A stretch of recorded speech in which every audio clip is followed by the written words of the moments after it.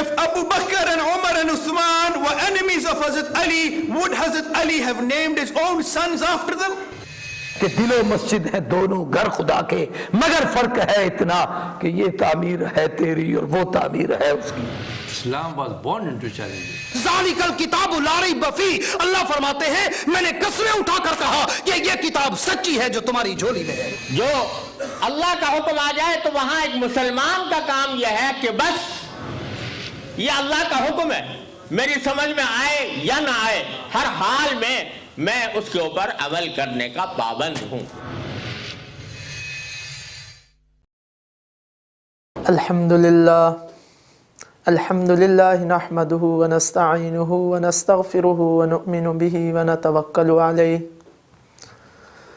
ونعوذ باللہ من شرور انفسنا ومن سیئات اعمالنا من يهده اللہ فلا مضل له ومن يضلله فلا هادی له ونشهد ان لا الہ الا اللہ ونشهد ان محمدا عبده ورسوله اما بعد فاعوذ باللہ من الشیطان الرجیم بسم اللہ الرحمن الرحیم لقد کان لکم فی رسول اللہ اسوۃ حسنہ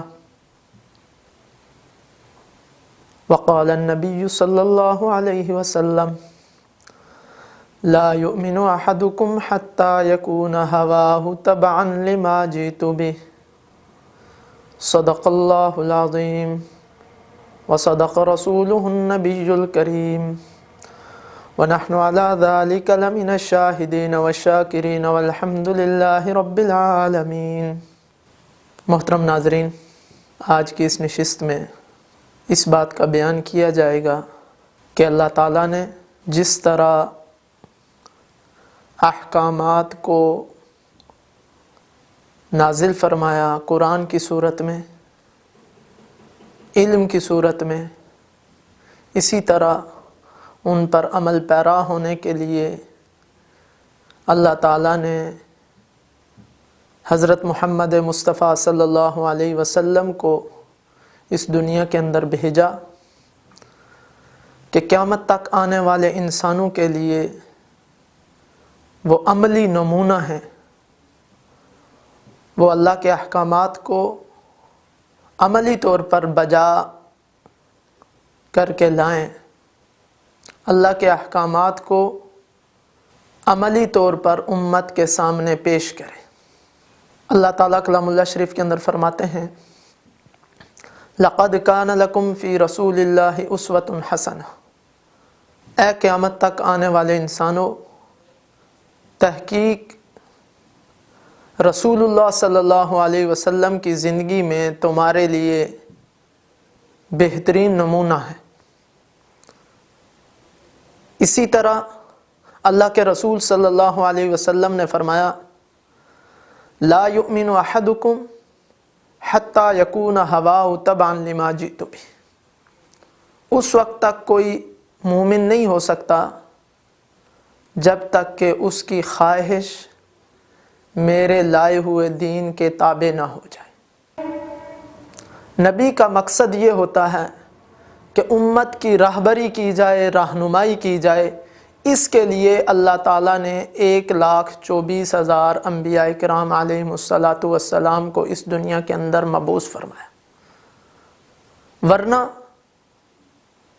اگر صرف احکامات کی بجا آوری مقصود ہوتی، صرف حکم کو پورا کرنا مقصد ہوتا، تو اللہ تعالیٰ اپنی کتاب کو نازل فرما دیتے اور انسانوں کو حکم ہوتا کہ فلان جگہ سے جا کر یہ کتاب لے لو اور اس میں جو کچھ لکھا ہوا ہے اس پر عمل پیرا ہو جاؤ، اس کو اپنی زندگی میں لے آؤ.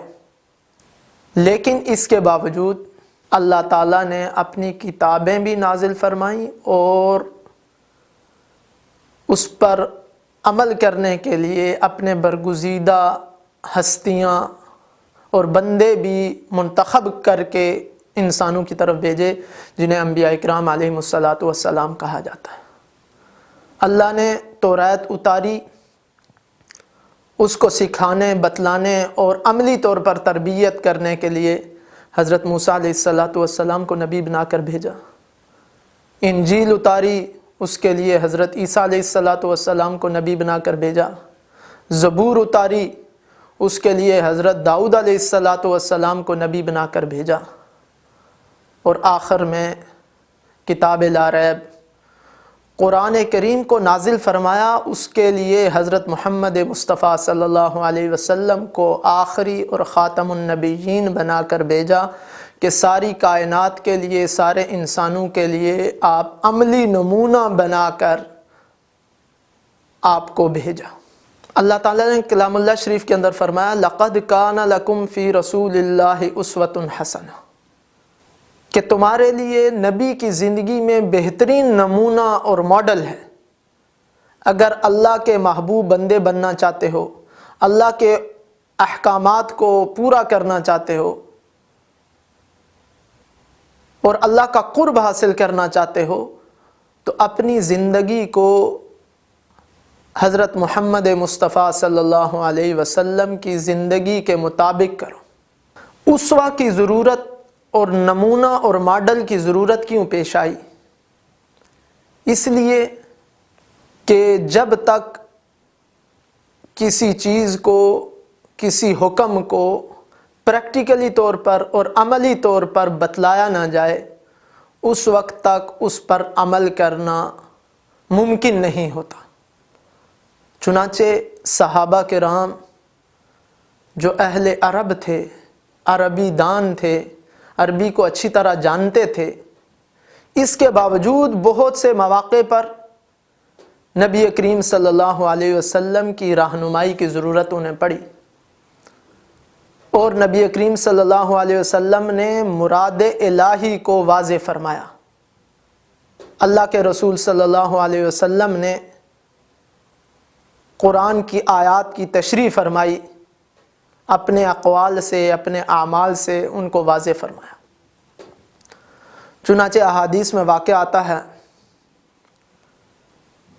کہ جب روزے کے بارے میں آیت نازل ہوئی کلوا واشربوا حتی یتبین لکم الخیط الابیض من الخیط الاسود من الفجر، کہ کھاؤ پیو، کھاتے پیتے رہو سحری کے وقت، یہاں تک کہ سفید دھاگا کالے دھاگے سے الگ ہو جائے اور واضح ہو جائے، اس وقت تک تم سحری کھاتے رہو۔ اب یہ آیت نازل ہوئی تو ایک صحابی جن کا نام حضرت عدی بن حاتم رضی اللہ تعالیٰ عنہ تھا، انہوں نے اپنے تکیے کے نیچے 2 دھاگے رکھ لیے، ایک سفید اور ایک کالا دھاگا، اور اس وقت تک کھاتے رہتے جب تک کہ سفید اور کالے دھاگے میں فرق واضح نہ ہو جاتا، اس وقت تک کھاتے رہتے۔ نبی کریم صلی اللہ علیہ وسلم کے سامنے اپنی یہ بات پیش کی تو آپ صلی اللہ علیہ وسلم نے فرمایا کہ آپ کا تکیہ تو بہت وسیع ہے، بہت بڑا ہے، کہ اس کے اندر مشرق اور مغرب، دن اور رات دونوں آ گئے ہیں۔ آپ صلی اللہ علیہ وسلم نے فرمایا کہ اس آیت میں اللہ کی مراد سفید دھاگا اور کالا دھاگے سے مراد یہ والا دھاگا نہیں ہے، بلکہ کالے دھاگے سے مراد رات ہے اور سفید دھاگے سے مراد صبح صادق ہے۔ تو کھاتے رہو صبح صادق تک، صبح تک کھاتے رہو۔ تو نبی کریم صلی اللہ علیہ وسلم نے وضاحت فرمائی آیت مبارکہ کی، تشریح فرمائی، تفسیر فرمائی۔ اسی طرح حدیث کے اندر ایک دوسرا واقعہ آتا ہے کہ ایک مرتبہ 3 صحابی اللہ کے رسول صلی اللہ علیہ وسلم کے گھر تشریف لائے، اور انہوں نے آ کر ازواج مطہرات سے نبی کریم صلی اللہ علیہ وسلم کے اعمال کے بارے میں دریافت کیا۔ تو انہیں بتلایا گیا کہ نبی کریم صلی اللہ علیہ وسلم کبھی روزہ رکھتے ہیں، کبھی افطار کرتے ہیں، اور رات کو آرام بھی فرماتے ہیں، اور قیام بھی کرتے ہیں، رب کی عبادت بھی کرتے ہیں۔ تو انہوں نے یہ کہا کہ نبی کریم صلی اللہ علیہ وسلم اللہ کے برگزیدہ اور پسندیدہ شخصیت ہیں، اللہ کے ہاں ان کا مقام ہے، اس لیے وہ عبادت کرتے ہیں، ہمیں زیادہ عبادت کرنی چاہیے۔ تو ایک نے کہا کہ میں اب ہمیشہ روزہ رکھوں گا، کبھی بھی افطار نہیں کروں گا۔ دوسرے نے کہا کہ میں ہمیشہ رات کو عبادت کروں گا، کبھی آرام نہ کروں گا۔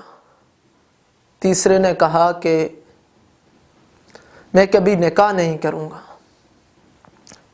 جب نبی کریم صلی اللہ علیہ وسلم نے ان کی باتوں کو سنا تو آپ صلی اللہ علیہ وسلم نے فرمایا کہ میں نکاح بھی کرتا ہوں، میں روزہ بھی رکھتا ہوں، افطار بھی کرتا ہوں، میں قیام بھی کرتا ہوں، میں آرام بھی کرتا ہوں، اور آپ نے یہ فرمایا کہ تمہارے نفس کا بھی تمہارے اوپر حق ہے، تمہارے اہل و عیال کا بھی تمہارے اوپر حق ہے، لہٰذا عبادت بھی کرو اور اپنے نفس کے لیے آرام بھی کرو۔ تو اب نبی کریم صلی اللہ علیہ وسلم نے عملی طور پر انہیں دین کی تعلیم سکھائی، اور دین کا جو مزاج تھا وہ آپ علیہ السلام نے ان کو سکھایا۔ اسی طرح نبی کریم صلی اللہ علیہ وسلم نے اللہ کے متعدد احکامات، جتنے بھی احکامات آئے، ان کی عملی صورت، عملی طور پر ان کی تعلیم دی امت کو۔ کلام اللہ شریف کے اندر نماز کا حکم آیا ہے، بے شمار جگہوں پر بار بار نماز کا حکم آیا ہے۔ نبی کریم صلی اللہ علیہ وسلم نے عملی طور پر نماز پڑھی اور صحابہ کو یہ تعلیم دی، صلو کما رأیتمونی اصلی، نماز ایسے پڑھو جیسے مجھے پڑھتا ہوا دیکھتے ہو، میرے قیام کو، میرے رکوع کو، میرے سجدے کو، میری اذکار کو، میری تسبیحات کو جیسے دیکھتے ہو، سنتے ہو، اسی طرح نماز پڑھو۔ عملی طور پر نبی کریم صلی اللہ علیہ وسلم نے امت کو تعلیم دی۔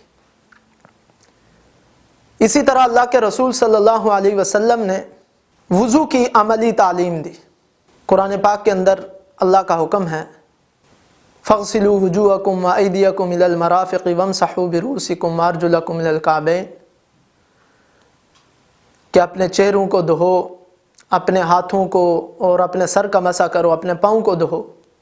وضو کا حکم ہے۔ اب یہ حکم قرآن کریم کے اندر آ گیا، نبی کریم صلی اللہ علیہ وسلم نے عملی طور پر اس کی تعلیم دی۔ چنانچہ صحابہ کرام کے سامنے اللہ کے رسول صلی اللہ علیہ وسلم نے تمام اعضاء کو ایک ایک مرتبہ، ہر عضو کو، ہاتھ، پاؤں کو، منہ کو ایک ایک مرتبہ دھویا اور فرمایا کہ ھذا وضوء لا يقبل اللہ صلاۃ الا بہ، کہ یہ وضو ہے کہ اللہ اس کے ساتھ نماز کو قبول فرماتے ہیں۔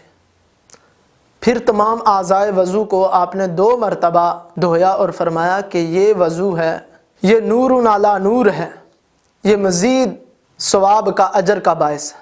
پھر آپ صلی اللہ علیہ وسلم نے تمام اعضاء وضو کو 3 مرتبہ دھویا اور فرمایا کہ یہ وضو ہے میرا اور میرے سے پہلے انبیاء کا یہی وضو ہے، یہی طریقہ۔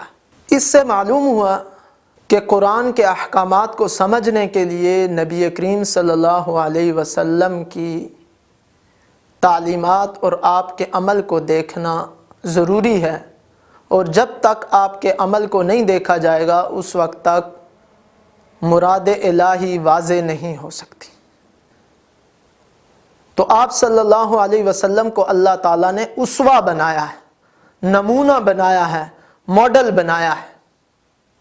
اب اسوہ کیسا ہونا چاہیے، ماڈل کیسا ہونا چاہیے؟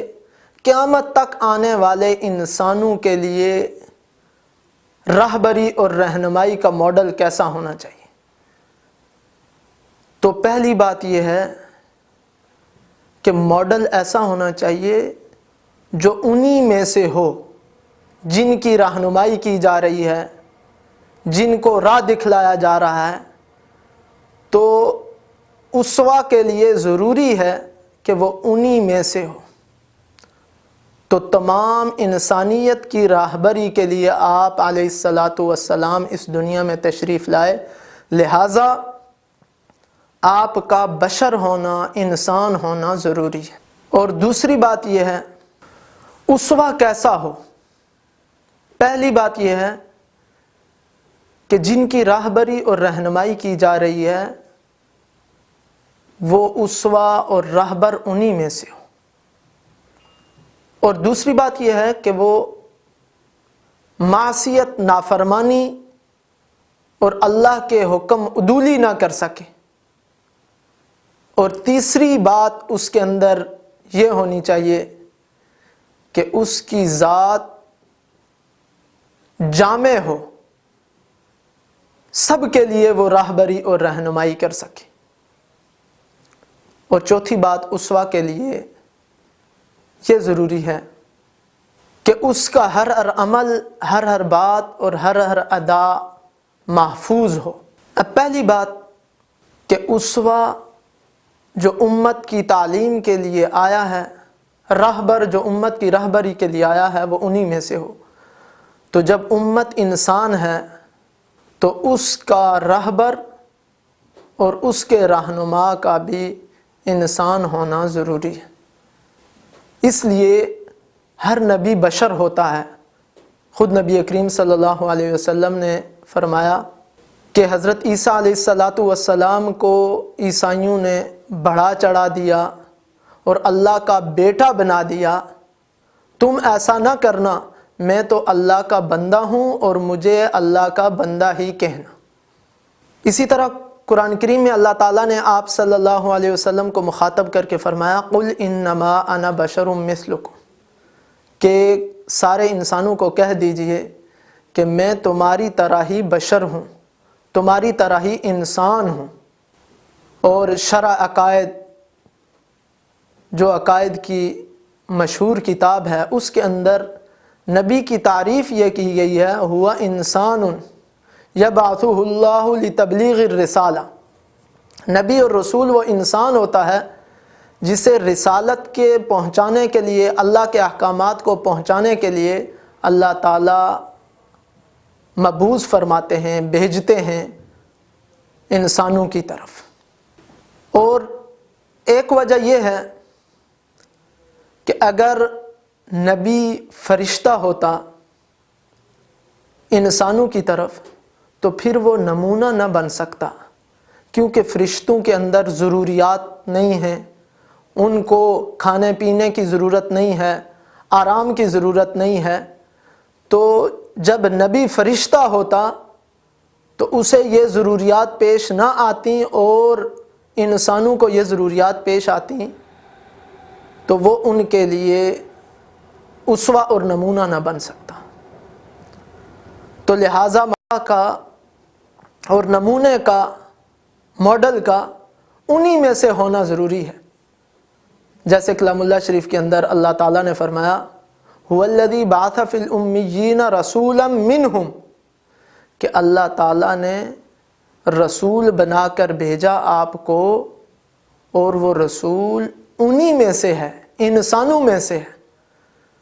تو اسوہ کا انسان ہونا ضروری ہے۔ ہاں یہ الگ بات ہے کہ نبی کریم صلی اللہ علیہ وسلم انسانوں کے بھی نبی ہیں اور جنات کے بھی نبی ہیں، جنات نے بھی آپ پر ایمان لایا ہے۔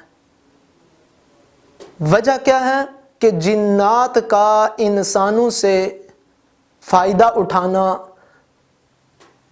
آسان ہے، سہل ہے، بخلاف اس کے کہ اگر انسانوں کی طرف نبی کو، فرشتے کو نبی بنا کر بھیجا جاتا تو انسانوں کے لیے اس سے نفع اٹھانا ممکن نہ ہوتا، اور وہ اسوہ اور نمونہ نہ بن سکتا۔ اس لیے اللہ تعالیٰ نے تمام انبیاء کرام علیہم السلام کو انسانوں میں سے منتخب فرمایا ہے۔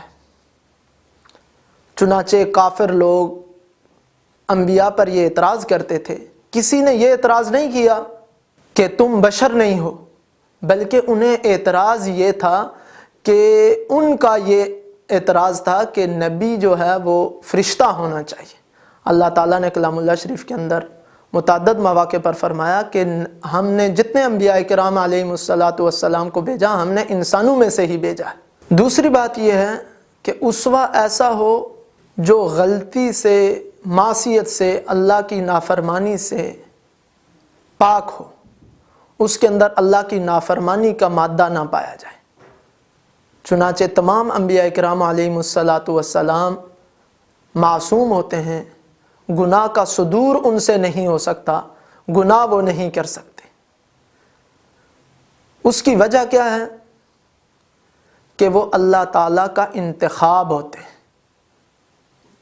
اللہ تعالیٰ انہیں چنتا ہے، وہ مرتضیٰ ہوتے ہیں، وہ مجتبیٰ ہوتے ہیں، اللہ کے چنے ہوئے ہوتے ہیں، وہ مصطفیٰ ہوتے ہیں، اللہ انہیں پسند کرتا ہے۔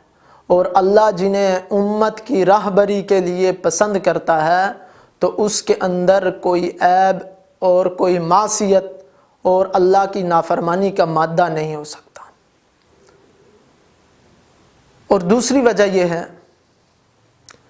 کہ اللہ تعالیٰ نبی کو امت کے لیے اسوہ بناتے ہیں۔ آپ علیہ الصلاۃ والسلام کو امت کے لیے اسوہ بنایا ہے، نمونہ بنایا ہے۔ اگر اسوہ کے اندر معصیت کا احتمال ہو، اندیشہ ہو، تو پھر وہ اسوہ اور نمونہ نہیں بن سکتا۔ اس کے ہر کام میں، ہر فعل میں شک پڑ جائے گا کہ آیا یہ کام اللہ کی فرما برداری میں ہوا یا اللہ کی نافرمانی میں۔ تو جب اللہ تعالیٰ نے آپ علیہ الصلاۃ والسلام کو امت کے لیے اسوہ بنایا ہے تو آپ کے کسی فعل میں کوئی احتمال نہیں ہے، تو آپ سے گناہ کا صدور نہیں ہو سکتا، اللہ کی معصیت اور نافرمانی نہیں ہو سکتی۔ چنانچہ ایک موقع پر ایک صحابی نے آپ علیہ الصلاۃ والسلام سے پوچھا کہ یا رسول اللہ صلی اللہ علیہ وسلم، آپ ہمیں باتیں ارشادات فرماتے ہیں، تعلیمات دیتے ہیں، لیکن آپ کبھی غصے میں ہوتے ہیں، آپ پر غصہ بھی آ جاتا ہے بشری تقاضے کے تحت، کبھی جلال میں ہوتے ہیں، کبھی غم کی کیفیت میں ہوتے ہیں، مختلف کیفیتیں آپ چونکہ بشر ہیں آپ پر طاری ہوتی ہیں، تو ہم ہر بات آپ کی لکھ لیتے ہیں، تو ایسا نہ ہو کہ آپ کی کوئی بات غلط ہو اور ہم وہ لکھ لیں۔ آپ علیہ الصلاۃ والسلام نے اپنی زبان مبارک کی طرف اشارہ کر کے فرمایا کہ اس زبان سے حق کے علاوہ کوئی اور چیز جاری ہو ہی نہیں سکتی۔ تو اسوہ وہی ہوتا ہے جس کے اندر معصیت اور اللہ کی نافرمانی کا صدور کبھی بھی نہ ہو سکے۔ اور تیسری بات یہ ہے کہ نبی معصوم ہوتا ہے، آپ علیہ الصلاۃ والسلام معصوم ہیں کہ اللہ کی طرف سے خصوصی مدد اور حفاظت ہوتی ہے۔ دنیا کے ہر انسان کو یہ حکم ہے کہ وہ گناہ کے قریب نہ جائے، اللہ کی نافرمانی کے قریب نہ جائے، اللہ کی معصیت کے قریب نہ جائے، لیکن اللہ تعالیٰ نے نافرمانی اور معصیت کو یہ پابند کر رکھا ہے کہ وہ نبی کے قریب نہ جائے۔ حضرت یوسف علیہ الصلاۃ والسلام کے بارے میں آتا ہے سورہ یوسف کے اندر، اللہ تعالیٰ نے فرمایا لِنَصْرِفَ عَنْهُ السُّوءَ، کہ ہم نے حضرت یوسف علیہ الصلاۃ والسلام سے گناہ کو دور کر دیا، آپ سے گناہ کو ہٹا دیا۔ معلوم یہ ہوا کہ نبی اللہ کی حفاظت میں ہوتا ہے، آپ علیہ الصلاۃ والسلام اللہ کی حفاظت میں ہیں۔ اور چوتھی وجہ یہ ہے کہ نبی کو ہر وقت اللہ تعالیٰ کا مشاہدہ ہوتا ہے، اس کا تعلق اور لنک عالم بالا سے ہوتا ہے، وہ حق تعالیٰ کا مشاہدہ کرتا ہے، اور جو اللہ تعالیٰ کا مشاہدہ کر رہا ہو وہ کبھی بھی اللہ کی نافرمانی نہیں کر سکتا۔ حضرت یوسف علیہ الصلاۃ والسلام کے بارے میں اللہ تعالیٰ نے فرمایا وَلَقَدْ هَمَّتْ بِهِ وَهَمَّ بِهَا لَوْلَا أَن رَأَىٰ بُرْهَانَ رَبِّهِ۔ حضرت یوسف علیہ الصلاۃ والسلام کے دل میں بھی خیال گزر سکتا تھا اگر اللہ کی برہان کو اور اللہ کی نشانی کو دیکھ نہ لیتے تو ان کے دل میں بھی کھٹکا ہو سکتا تھا، لیکن اللہ کا مشاہدہ کرنے کی وجہ سے، حق تعالیٰ کے برہان کو دیکھنے کی وجہ سے وہ گناہ کے قریب بھی نہ جا سکے۔ تو نبی کریم صلی اللہ علیہ وسلم امت کے لیے نمونہ ہیں، ماڈل ہیں۔ اللہ نے قیامت تک آنے والے انسانوں کے لیے حضرت محمد مصطفیٰ صلی اللہ علیہ وسلم کو نمونہ بنایا ہے۔ آپ بشر بھی ہیں اور معصوم بھی ہیں۔ اور تیسری بات یہ ہے کہ آپ کی ذات اقدس اور آپ کی شخصیت جامع بھی ہے، کوئی انسان ایسا نہیں ہے جس کی زندگی کے لیے آپ کی حیات طیبہ مشعل راہ نہ ہو۔ اگر کوئی بادشاہ ہے تو وہ اس نبی کو دیکھے کہ جس کے سامنے مال و دولت کے خزانے آئے اور جس کو یہ پیشکش ہوئی کہ اگر آپ چاہیں تو ہم ان مکہ کے پہاڑوں کو سونے چاندی کے پہاڑ بنا دیں اور وہ آپ کے ساتھ چلیں۔ آپ علیہ الصلاۃ والسلام نے اللہ کے دربار میں عرض کیا کہ اللہ، میں چاہتا ہوں کہ میں ایک دن کھانا کھاؤں تو تیرا شکر ادا کروں، اور ایک دن مجھ پر فاقہ آئے میں اس پہ صبر کروں۔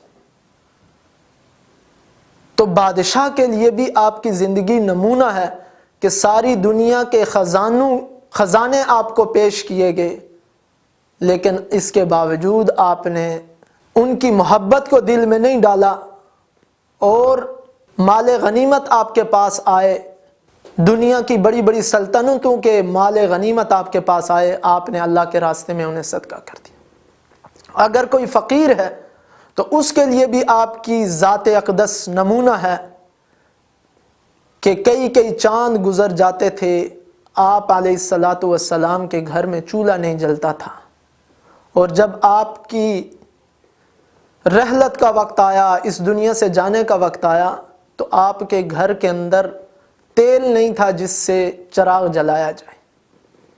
اگر کوئی باپ ہے تو اس کے لیے آپ صلی اللہ علیہ وسلم کی زندگی نمونہ ہے۔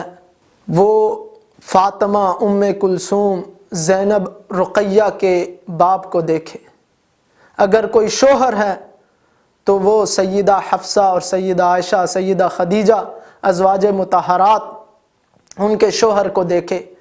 نبی کریم صلی اللہ علیہ وسلم نے فرمایا کہ تم میں سب سے بہتر وہ ہے جو اپنے گھر والوں کے ساتھ بہتر ہو، اور میں تم میں سے سب سے زیادہ اپنے اہل و عیال کے ساتھ بہتر ہوں۔ اور ازواج مطہرات فرماتی ہیں کہ نبی کریم صلی اللہ علیہ وسلم گھر کے اندر تشریف لاتے تو اپنے کام خود فرما لیتے تھے۔ اگر کوئی استاد ہے تو وہ اصحاب صفہ کے استاد کو دیکھے۔ اگر کوئی فاتح ہے تو اس عظیم فاتح کو دیکھے کہ جب آپ علیہ الصلاۃ والسلام فاتح بن کر مکہ مکرمہ میں داخل ہوتے ہیں، گردن جھکائی ہوئی ہے آپ نے، اور عاجزی کا، مسکنت کا اظہار کر رہے ہیں، رب کا شکر ادا کر رہے ہیں۔ کچھ لوگوں نے یہ کہا کہ آج تو انتقام کا دن ہے، لیکن اللہ کے رسول صلی اللہ علیہ وسلم کی زبان اقدس پر یہ الفاظ جاری ہوئے کہ آج انتقام کا دن نہیں ہے، آج معافی کا دن ہے۔ آپ کی ذات اقدس اتنی جامع تھی کہ آپ کے باطنی کیفیت کے بارے میں صحابہ کرام نقل کرتے ہیں کہ آپ کے قلب اطہر سے یوں آواز آتی تھی جیسے چکی کے چلنے کی آواز ہوتی ہے، یوں آواز آتی تھی جیسے ہنڈیا کے ابلنے کی آواز ہوتی ہے، لیکن آپ کے چہرے پہ ہر وقت مسکراہٹ ہوتی تھی، خندہ پیشانی سے ملتے تھے، اور صحابہ کے ساتھ آپ کی رفاقت یوں ہوتی تھی، ہر صحابی یہ چاہتا تھا کہ آپ کے اشارہ ابرو پر آپ اشارہ کریں تو میں اپنی جان قربان کر دوں۔ لیکن اس سب کے باوجود جب کہیں پر کوئی کام کرنے کا موقع ہوتا تو آپ علیہ الصلاۃ والسلام بھی صحابہ کے ساتھ مل کر کام میں شریک ہو جاتے۔ خدمت کا موقع ہوتا تو آپ بھی اپنے رفقا کی خدمت فرماتے، آپ گھلے ملے رہتے صحابہ کے ساتھ۔ تو آپ کی شخصیت جامع ہے، ہر انسان کے لیے آپ کی ذات اقدس میں نمونہ، رہنمائی اور راہبری موجود۔ اور چوتھی بات یہ ہے کہ امت کے لیے، انسانیت کے لیے ماڈل اور نمونہ وہ ہو سکتا ہے جس کی ہر ادا، ہر عمل، ہر قول محفوظ ہو۔ چنانچہ اللہ کے رسول صلی اللہ علیہ وسلم کی ہر ادا محفوظ ہے، آپ کی گفتار بھی محفوظ ہے، آپ کی رفتار بھی محفوظ ہے۔ آپ کے بارے میں آتا ہے کہ جب آپ ارشاد فرماتے تو کسی بات کو 3 مرتبہ کہتے، اہم بات کو، اور آپ کی بات کرنے کا انداز یوں ہوتا کہ آرام آرام سے بولتے کہ ہر آدمی اس بات کو اچھی طرح سمجھ لیتا تھا۔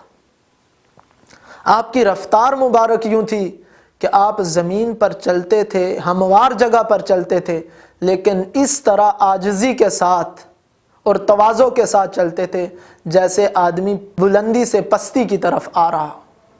آپ کی نماز محفوظ ہے کہ آپ علیہ الصلاۃ والسلام نے نماز کس طرح پڑھی اور کون سی نماز کے اندر آپ نے کون سی سورتوں کی تلاوت فرمائی ہے، آپ کا قیام کیسا ہوتا تھا، آپ کا رکوع کیسا ہوتا تھا۔ آپ کے بارے میں آتا ہے کہ آپ جماعت کی نماز مختصر پڑھاتے تھے اور حکم بھی دیا کہ جب تم جماعت کی نماز پڑھاؤ تو مختصر پڑھاؤ، کیونکہ اس میں ضعیف بھی ہوتے ہیں، معذور بھی ہوتے ہیں، کمزور بھی ہوتے ہیں۔ لیکن آپ کے جب تہجد کا ذکر آتا ہے، تذکرہ ہوتا ہے، تو تہجد کی نماز آپ بہت طویل فرماتے تھے، اور اتنی طویل فرماتے تھے کہ آپ کے پاؤں مبارک پر ورم آ جاتا تھا۔ حضرت عائشہ رضی اللہ تعالی عنہا نے آپ سے عرض کیا، آپ تو بخشے بخشائے ہیں، پھر آپ اتنی مشقت کیوں کرتے ہیں؟ تو آپ صلی اللہ علیہ وسلم نے فرمایا، کیا میں اللہ کا شکر گزار بندہ نہ بنوں؟ تو آپ کی ہر ادا محفوظ ہے، آپ کا تبسم بھی محفوظ ہے کہ کہاں پر آپ مسکرائے ہیں، اور آپ کا ضحک بھی محفوظ ہے، کہاں پر آپ نے ضحک کیا ہے، ہنسے ہیں، یہ بھی محفوظ ہے۔ آپ کا اشارہ ابرو بھی محفوظ ہے کہ کہاں پر کسی بات کی وجہ سے آپ کا چہرہ مبارک متغیر ہو گیا، اس کا رنگ تبدیل ہو گیا اور آپ کے پیشانی پر بل آ گئے، یہ ساری کی ساری باتیں محفوظ ہیں۔ حتیٰ کہ محدثین نے آپ علیہ الصلاۃ والسلام کی مسلسلات جمع فرمائی ہیں۔ مسلسلات کا مطلب یہ ہے، نبی کریم صلی اللہ علیہ وسلم نے بعض مواقع پر خاص حالت اور کیفیت کے ساتھ کچھ احادیث ارشاد فرمائی ہیں، وہ آج تک امت کے اندر اسی طرح، اسی کیفیت، اسی حالت کے ساتھ چلتی آ رہی ہیں۔ مثلا کسی حدیث کے موقع پر آپ نے تبسم فرمایا، ضحک فرمایا، تو جب صحابہ کرام نے وہ روایت آگے نقل کی تو اس کے اندر صحابہ نے ضحک کے ساتھ، ہنسی کے ساتھ، چہرے پر مسکراہٹ کے ساتھ اس روایت کو آگے نقل کیا۔ تابعین نے اسی طرح آگے نقل کیا، اور اسی طرح تبع تابعین نے آج تک ائمہ محدثین، اساتذہ حدیث، اور جب وہ اپنے طلباء کو وہ حدیث سناتے ہیں تو اسی طرح وہ حدیث سناتے ہیں، آگے پہنچاتے ہیں، اسے کہا جاتا ہے مسلسل بالضحک۔ اسی طرح بعض مواقع پر آپ نے آب زمزم نوش فرمایا اور حدیث سنائی، تو وہ حدیث آج تک اسی کیفیت کے ساتھ اپنے شاگرد کو سنائی جاتی ہے، اگلے شاگرد کو سناتا ہے۔ اسی طرح بعض مواقع میں آپ نے ہاتھ میں ٹہنی لی۔ حضرت ابو ذر رضی اللہ تعالیٰ عنہ کو فرمایا، ابو ذر، جب مسلمان آدمی اخلاص کے ساتھ نماز پڑھتا ہے تو اس کے گناہ اسی طرح جڑتے ہیں جس طرح اس ٹہنی سے پتے جڑ رہے ہیں۔ تو اب حضرت ابو ذر نے اپنے شاگرد کو آگے وہ اسی طرح احادیث سنائی۔ تو نبی کریم صلی اللہ علیہ وسلم کا ہر عمل، ہر قول اور اس کی ہر کیفیت اور ہر حالت محفوظ ہے۔ تو اللہ تعالیٰ نے کلام اللہ شریف کے اندر فرمایا کہ تمہارے لیے نبی کریم صلی اللہ علیہ وسلم کی زندگی میں بہترین نمونہ ہے۔ علمی قرآن اس وقت تک تم نہیں سمجھ سکتے جب تک کہ عملی قرآن، اللہ کے رسول صلی اللہ علیہ وسلم کی زندگی کو نہیں دیکھو گے، اس وقت تک تم علمی قرآن کو نہیں سمجھ سکتے۔ مراد الہی سے اس وقت تک واقف نہیں ہو سکتے جب تک کہ نبی کریم صلی اللہ علیہ وسلم کی جانب سے اس کی وضاحت اور اس کی تفسیر نہیں ہوگی، تم مراد الہی کو نہیں سمجھ سکتے۔ یہ اس وقت کے صحابہ کرام کو خطاب تھا اور قیامت تک آنے والے انسانوں کو خطاب ہے۔ براہ راست مخاطب صحابہ کرام تھے اور قیامت تک آنے والے انسان بعد میں بھی مخاطب ہیں۔